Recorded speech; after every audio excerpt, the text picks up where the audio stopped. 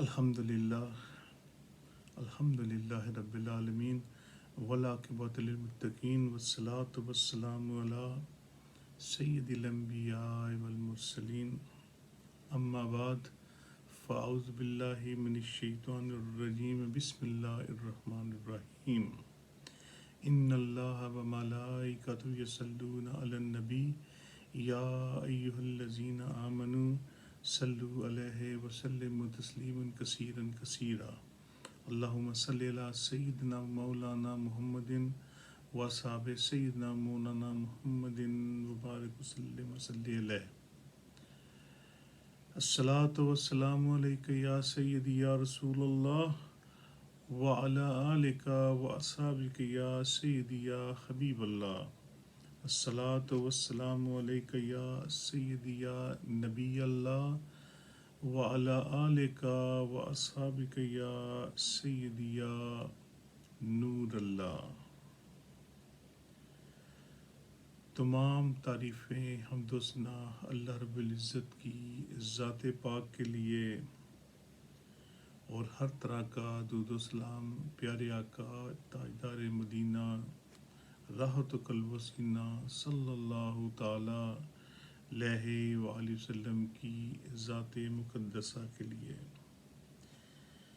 میرے بہت ہی محترم علماء اکرام، سادات اکرام، میرے عزیز دوستو بھائیو، اللہ رب العزت نے ہمیں یہ مقدس مہینہ عطا فرمایا اور جس طرح یہ مقدس مہینہ بہت ہی برکات ہمارے لیے لے کے آیا، اس کے آنے سے ہمارے دل خوش ہوئے، اس مہینے کے آنے سے ہماری مساجد میں رونقیں آئیں، اللہ رب العزت کی برکات نازل ہوئیں، ہو رہی ہیں، اور اب اس مقدس مہینے کی ہم سے الوداع ہونے کی گھڑیاں آ گئی ہیں۔ آج رمضان المبارک کی 27ویں رات ہے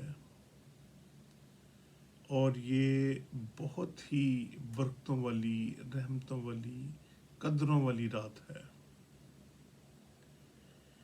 کیونکہ اللہ رب العزت نے قرآن پاک کو اس مقدس رات میں اتارا۔ اللہ رب العزت خود قرآن پاک میں ارشاد فرماتا ہے، اعوذ باللہ من الشیطان الرجیم بسم اللہ الرحمن الرحیم انا انزلناہ فی لیلۃ القدر، بے شک ہم نے اس قرآن کو شب قدر میں نازل کیا،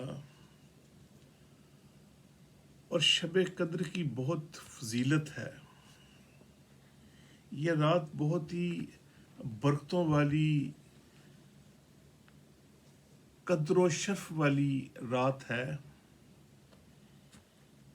اس رات کو شب قدر اس لیے بھی کہتے ہیں کہ اس شب میں سال بھر کے احکامات نافذ کیے جاتے ہیں، فرشتوں کو سال بھر کے کام اور خدمات کے لیے مامور کیا جاتا ہے، اور یہ بھی منقول ہے کہ اس شب کو نیک اعمال مقبول ہوتے ہیں اور بارگاہ الہی میں اس کی قدر کی جاتی ہے، اس لیے اس کو شب قدر بھی کہا جاتا ہے۔ حضرت ابو ہریرہ رضی اللہ تعالی عنہ سے روایت ہے کہ نبی کریم صلی اللہ تعالی علیہ وآلہ وسلم کا فرمان ذی شان ہے کہ جس نے اس رات میں ایمان اور اخلاص کے ساتھ شب بیداری کی تو اللہ رب العزت اس کے سابقہ صغیر گناہ بخش دیتا ہے۔ میرے عزیز دوستو، جس کی زندگی میں یہ مقدس رحمتوں والی برکتوں والی رات آئی، اس نے اس سے فائدہ نہ اٹھایا تو وہ بہت ہی آپ اس کو کیا کہہ لیں کہ وہ اس نے سب کچھ کھو دیا، وہ اس سے کچھ حاصل نہیں کر سکا۔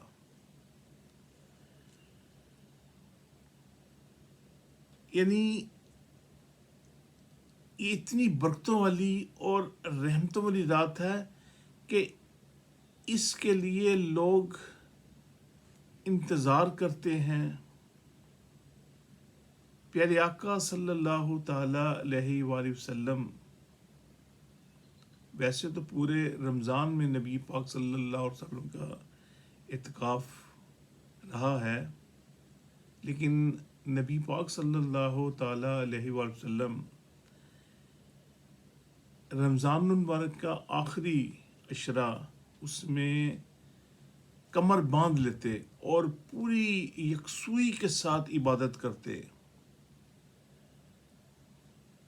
حضرت انس بن مالک رضی اللہ تعالی عنہ سے روایت ہے کہ رمضان کا مہینہ آیا تو حضور پر نور صلی اللہ تعالی علیہ وآلہ وسلم نے ارشاد فرمایا، بے شک تمہارے پاس یہ مہینہ آیا ہے اور اس میں ایک رات ایسی رات ہے جو 1000 مہینوں سے بہتر ہے، اور جو شخص اس رات سے محروم رہ گیا وہ تمام نیکیوں سے محروم رہا، اور محروم وہی رہے گا جس کی قسمت میں محرومی ہے۔ تو میرے عزیز دوستو بھائیوں، اس رات کو پا لیں، اس رات کو اپنے اندر سمو لیں، اس رات کو اتنی عبادت کریں کہ اللہ رب العزت ہم سے راضی ہو جائے۔ ہم سارا سال گناہوں میں لٹڑے رہتے ہیں، ہمارا ایک ایک انگ گناہوں میں ڈوبا رہتا ہے۔ یہ ایک رات ہے، اس رات کے لمیٹڈ اوقات ہیں، مختصر سا وقت ہے، اس رات میں ہم نے اس کو پانا ہے، اور وہ اسی وقت ملے گی جب اللہ رب العزت کی ہم یکسوئی سے عبادت کریں گے، اللہ رب العزت کا حق ادا کر دیں، اللہ رب العزت ہم سے راضی ہو جائے۔ اور ہر مسلمان کو یہ چاہیے کہ وہ اس رات کثرت سے استغفار کرے، جیسا کہ حضرت عائشہ صدیقہ رضی اللہ تعالی عنہا فرماتی ہیں، میں نے نبی پاک صلی اللہ تعالی علیہ وآلہ وسلم سے عرض کی، اگر مجھے معلوم ہو جائے کہ لیلۃ القدر کون سی رات ہے تو اس رات میں کیا کہوں؟ پیارے آقا صلی اللہ تعالی علیہ وآلہ وسلم نے فرمایا، تم کہو اللہم انک عفو کریم تحب العفو فاعف عنی، اے اللہ بے شک تو معاف فرمانے والا ہے، کرم کرنے والا ہے، تو معاف کرنے والوں کو پسند کرتا ہے، تو تو میرے گناہ بھی معاف فرما دے۔ پھر آپ رضی اللہ تعالی عنہا مزید فرماتی ہیں کہ اگر مجھے یہ معلوم ہو جائے کہ یہ کون سی رات ہے، یہ کون سی لیلۃ القدر کی رات ہے، تو میں اس رات کو کثرت سے یہ دعا مانگوں کہ اے اللہ، میں تجھ سے مغفرت اور عافیت کا سوال کرتی ہوں۔ میرے عزیز دوستوں، بھائیوں، ہمیں اس رات میں اتنی کثرت سے ڈوب کر عبادت کرنی ہے کہ ہمارا ایک ایک انگ ہم اس میں ڈوب جائیں، اس میں اپنے آپ کو گم کر دیں کہ اللہ رب العزت ہم سے راضی ہو جائے۔ پھر ہم سارا سال گمراہ رہتے ہیں۔ پھر دیکھیں، اس سب سے بڑی بات یہ ہے کہ جب یہ مہینہ آتا ہے تو آپ غور کریے، خود ہی غور کریے کہ ہماری مساجد آباد ہو جاتی ہیں اور ہم دل سے، خوش دلی سے اس مہینے کا آغاز کرتے ہیں، رمضان المبارک کے روزے رکھتے ہیں۔ پھر یہ بھی بات آپ ذہن میں رکھیے کہ اللہ رب العزت جس کو ہدایت عطا فرماتا ہے نا، وہی اس میں گم رہتا ہے۔ باقی کئی ایسے بد نصیب بھی ہوتے ہیں، بد نصیب ہوتے، وہ اس سے زیادہ شاید، میں اس سے زیادہ کیا الفاظ استعمال کروں، اس سے زیادہ کوئی بھی زیادہ بد نصیب نہیں ہوگا جس کی زندگی میں یہ مہینہ آیا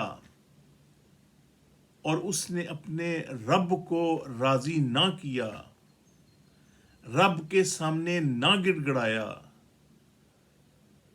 رب کے سامنے نہ رویا، تو اس نے اپنی زندگی کو ختم کر لیا، اس نے کچھ بھی نہیں پایا۔ اور ہمیں چاہیے کہ ہم اس مہینے کو، ہم کو ملا ہے، یہ مقدروں والی رات ملی ہے، تو ہم اس رات کو نہ گنوائیں، ہم اس رات کو ڈوبے رہیں عبادت میں، رکوع میں، سجود میں، قیام میں، تلاوت کلام پاک میں۔ پھر اللہ رب العزت بار بار یہ فرما رہا ہے کوئی مانگنے والا مجھ سے مانگو، ہے کوئی مجھ سے اپنے گناہوں کی بخشش مانگنے والا، ہے کوئی اپنی دلی مرادیں پوری کروانے والا۔ وہ بار بار اس کی رحمت پکار رہی ہے، اور بعض نادان ایسے ہیں جو اس برکتوں والی رات میں بھی گناہوں میں ڈوبے ہوئے ہیں۔ اللہ رب العزت ان کو ہدایت عطا فرمائے۔ میں نے بعض جگہ پہ میں نے ایسے بھی دیکھا ہے کہ رمضان المبارک کا مہینہ ہے اور ینگ جنریشن اللہ تعالیٰ انہیں زندگی دے، نیک کام کرائے، میں نے ان کو دیکھا ہے کہ مسجد کے باہر کھڑے ہیں، نماز کا وقت ہے، نماز ہو رہی ہے اندر، لیکن نماز کے لیے اندر نہیں جا رہے، اور پوچھا گیا ان سے کہ بھئی آپ نماز کے ہم جنازہ پڑھنے کے لیے آئے ہیں۔ ارے نادانوں، ارے کم عقل والو، نماز فرض ہے، فرض نماز فرض کو چھوڑ کے تم نماز جنازہ جو کہ فرض کفایہ ہے اس کے انتظار میں کھڑے ہوئے ہو، اور وہ بھی تم دل سے نماز جنازہ پڑھنے کے لیے نہیں آئے۔ اگر تم دل سے نماز جنازہ پڑھنے کے لیے آؤ تو تم فرض نماز کو مت بھولو. تم فرض نماز جنازہ پڑھنے کے لیے آئے ہو تو فرض کفایہ ادا کرنے کے لیے آئے ہو، اور وہ بھی دکھانے کے لیے. اور پھر رمضان المبارک کی جو محرومیے ہیں، جو اس کی جو برتیں وہ بغیر حاصل کیے بغیر تم گناہوں کو اپنے پاس ڈبوتے جا رہے ہو اپنے آپ کو، اور کیا کر رہے ہیں؟ مسجد کے باہر کھڑے ہو کے سگریٹ نوشی کر رہے ہیں. ان لوگوں کو کیا ہدایت ملے گی؟ ان سے ایک سوال کیا جائے تو یہ کافرستان ہے، کافروں کا ملک. اور کافرستان ہے، تمہیں اللہ رب العزت نے مسلمانوں کے گھر میں پیدا کیا ہے، تم کم از کم رمضان کا احترام ہی کر لو. اور کچھ نہیں کر سکتے، رمضان کا احترام ہی کر لو. لیکن نہیں، ان کے ذہن میں شاید یہی ہے کہ ہم انگلینڈ میں ہیں، ہم کافرستان میں ہیں، تو یہاں ہمیں آزادی ہے، ہم جو کچھ مرضی کریں. ارے بھائی، انسان چاہے کافرستان میں ہو یا سعودی عرب میں ہو یا پاکستان میں ہو، دنیا کے کسی بھی کونے میں ہو، یہ سب کچھ اللہ رب العزت کا ہے. وہ دیکھ رہا ہے، وہ ہر جگہ پہ اپنے اس نے بندے بھیجے ہوئے ہیں، اپنے فرشتے اس کے ہر جگہ پہ موجود ہیں. ان کو کچھ معلوم نہیں کہ وہ ہم کیا کر رہے ہیں. ان کے ذہن میں یہی ہے کہ جی ہم سعودی عرب سے نکل کے کسی اور جگہ چلے جائیں گے تو ہم وہاں گناہ کرتے رہیں گے. یہ ایسی بات نہیں. اللہ رب العزت ہمیں معاف کرے، اللہ رب ہمیں ان گناہوں سے بچائے. یہ مقدس رات ہے، اللہ رب العزت اس رات کو فرشتوں کو بھیج رہا ہے. حضرت جبرائیل علیہ السلام دیگر ملائکہ کے ساتھ آ رہے ہیں، اترتے ہیں اور ان کے لیے سلامتی کرتے ہیں. وہ دیکھتے ہیں جو اللہ کی یاد میں ڈوبا ہوا ہے، ذکر اذکار کر رہا ہے، رکوع میں ہے، سجود میں ہے، قیام میں ہے، تلاوت کلام پاک پڑھ رہا ہے، ذکر الہی کر رہا ہے، اللہ کی یاد کو اپنائے ہوئے ہے. ان کے لیے وہ سلامتی کی دعائیں کرتے ہیں. اللہ رب العزت نے اس مہینے کو، اس شب قدر کو 1000 مہینوں کی عبادت سے زیادہ مقبول فرمایا ہے. اللہ رب العزت نے قرآن پاک میں ارشاد فرما دیا ہے کہ تم نہیں جانتے کہ شب قدر کیا ہے. شب قدر 1000 مہینوں سے بہتر ہے. لیکن ہم پھر بھی گناہوں میں ڈوبے ہوئے ہیں. ہمیں کچھ احساس نہیں ہے کہ ہم کیا کر رہے ہیں، ہمیں کیا کرنا چاہیے. اللہ رب العزت نے ہمیں کتنی نعمتیں عطا فرمائیں. اللہ رب العزت نے ہمیں سب سے بڑی نعمت، اللہ رب العزت نے ہمیں پیارا حبیب صلی اللہ تعالیٰ علیہ وسلم عطا فرمایا، کہ جس کی امت سے ہم ہیں، امت محمدی ہیں. ہمیں اتنا تو کم از کم خیال کرنا چاہیے کہ اس مہینے میں ہمیں اپنی عبادتوں کو کرنا چاہیے، اور اس کے ساتھ ساتھ پورا سال جو ہم گزارتے ہیں کوتاہیوں میں، نافرمانیوں میں، گناہوں میں،